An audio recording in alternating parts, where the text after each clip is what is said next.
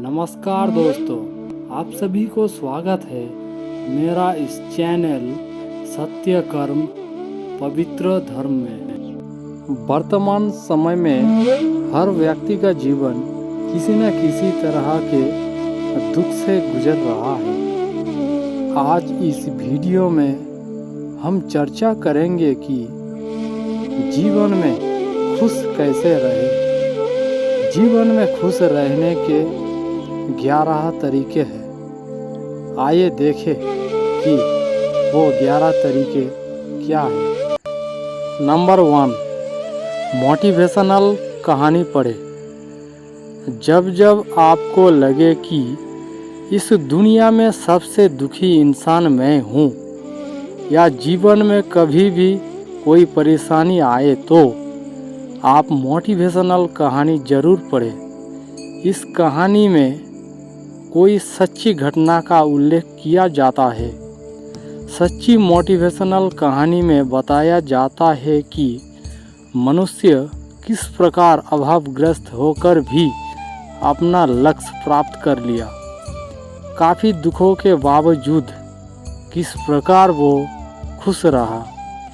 इसलिए जब भी समय मिले हमें अच्छी मोटिवेशनल कहानी ज़रूर पढ़नी चाहिए। नंबर 2, ज़्यादा सोच विचार यानी कि ओवर थिंकिंग ना करें। यदि आपको ज़िंदगी में खुश रहना है, कभी भी ओवर थिंकिंग ना करें।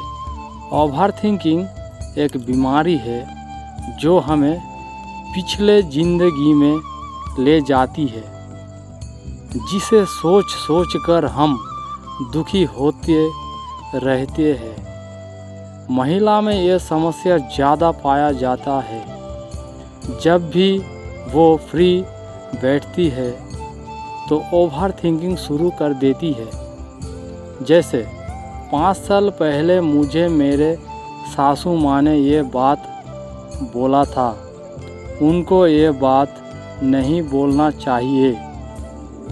3 साल पहले मेरे देवर ने मेरे बेइज्जती की थी, उसे ऐसी नहीं करना चाहिए। इस तरह की बातें सोच सोच के वो अपना जीवन को दुखी करती है। इसलिए कभी भी ओवर थिंकिंग ना करें। नंबर 3, स्वस्थ रहे मस्त रहे। बड़े बुजुर्ग कहते थे, पहला सुख निरोगी काया। स्वस्थ जीवन ही सबसे बड़ी सुखी होती है। आपके पास करोड़ों की संपत्ति है, लेकिन आपका शरीर स्वस्थ नहीं है। आप कितना भी चाहे खुश नहीं रह सकते हैं। खुश रहने के लिए स्वस्थ रहना जरूरी है। इसलिए अपना स्वास्थ्य पर विशेष ध्यान दें। समय से दैनिक क्रिया करना शुरू कर दे। योगा और व्यायाम को अपने दिनचर्या में शामिल करें। अच्छे खान पान पर भी ध्यान दें। नंबर 4, दूसरों से तुलना मत करें। दुखी रहने का एक कारण यह भी है कि हम दूसरों से अपनी तुलना करते रहते हैं। कभी भी दूसरों से तुलना ना करें। अपने आप को किसी से कम मत समझो। जिस हाल में रहे उस हाल में खुश रहे। ईश्वर ने हर इंसान को अलग अलग बनाया, इसलिए दूसरों की नकल करने का सोच विचार ना करें।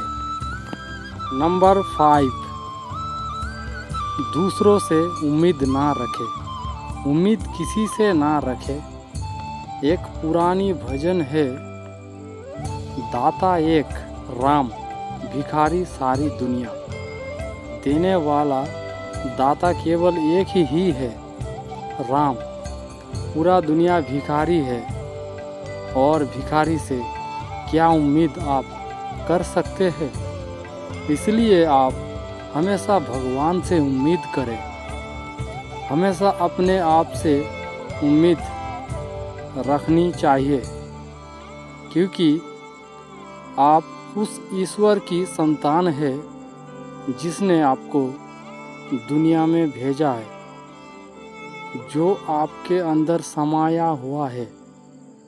अपने आप से उम्मीद रखना ही ईश्वर की सच्ची श्रद्धा है।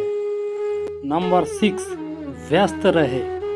ओवर थिंकिंग, दूसरों से तुलना, दूसरे की निंदा, यह सभी बुराई हम तभी कर सकते हैं जब हम बैठे रहते हैं।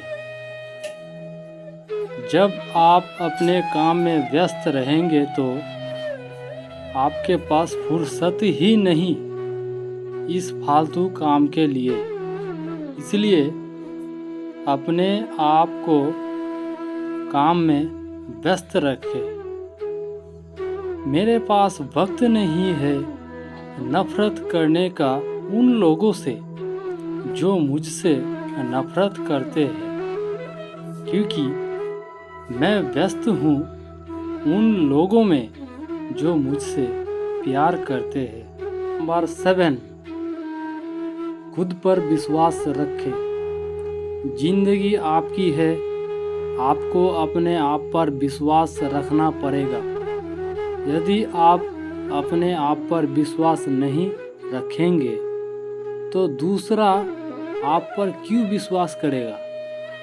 विश्वास में ऐसी ताकत है कि आपको बड़ी से बड़ी समस्या से बाहर निकल सकता है। नंबर 8, ज़्यादा की इच्छा ना रखें। इस दुनिया में इच्छा अनंत होती है। इच्छा का कोई अंत नहीं है।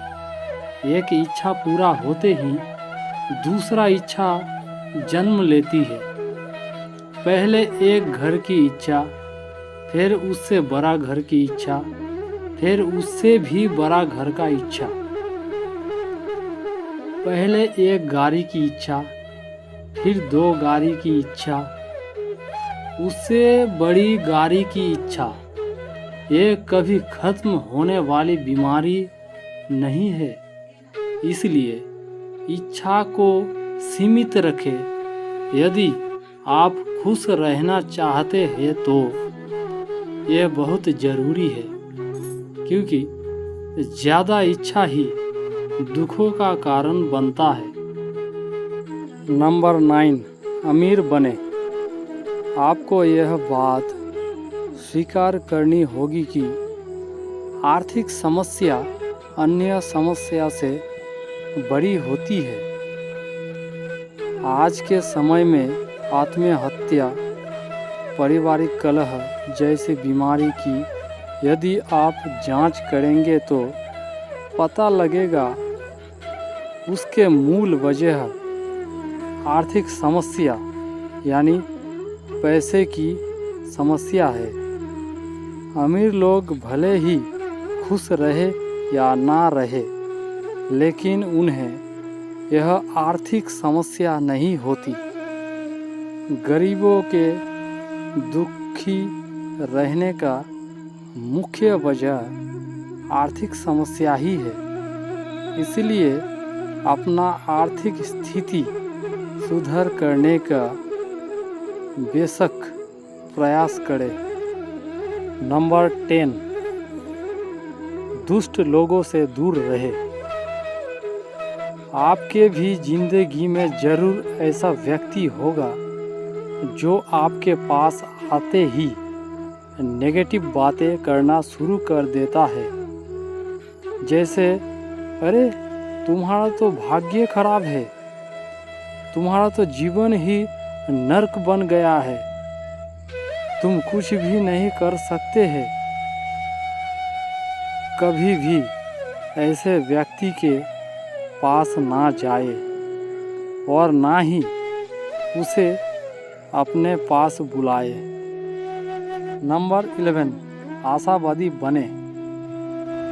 यदि आप खुश रहना चाहते हो तो जीवन में हमेशा आशावादी रहे।